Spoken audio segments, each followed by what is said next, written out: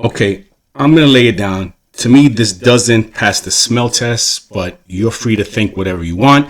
If you look at the total voter turnout for the 2022 midterms, it was just over 101 million people turned out to vote.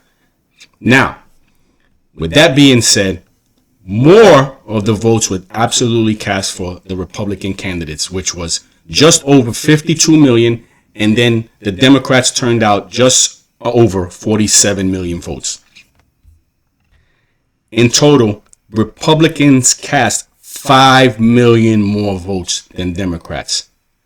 And if you look at prior history, when there's that kind of election, usually the House and the Senate usually have a pretty big turnover, or at least it doesn't show people losing the Senate like we did in this previous election. They will try to tell you it wasn't a red wave, but the numbers say otherwise. And the funny thing is this. After Donald Trump won the 2016 election, Democrats were all over crying about democracy, how the larger vote population, the larger amount of votes should win elections, yet now they're quiet. Even with all the mail-in ballot shenanigans, Republicans still won by over 5 million votes. Explain this to me. Had they just barely eke out a win in the House and then still lost a seat in the Senate? I'm sorry, but it just doesn't add up. Now, you could say it's indicative of past elections. It's absolutely false.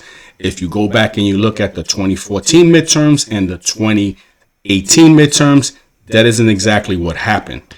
In 2018, the Democrats won by a huge margin such as this, and they swept everything. Republicans maintained the Senate, but still lost seats in the Senate.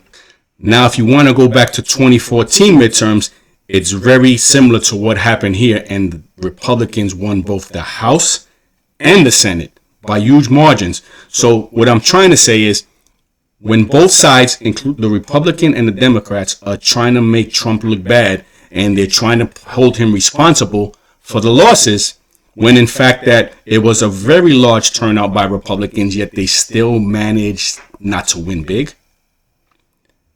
All I'm saying is this doesn't pass the smell test.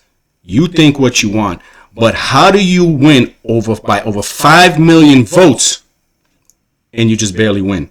Think about that. This isn't the presidential election where you get electoral counts and you could still win by not winning the majority of votes. But when you're talking about going statewide and you have 50 states and you won by over 5 million votes, and you barely eke out a win, sorry, something doesn't seem right. But you decide, you think about it, and even with the mass amount of mail-in ballots, we still won. So take it for what it's worth. I'm not buying it. How about you?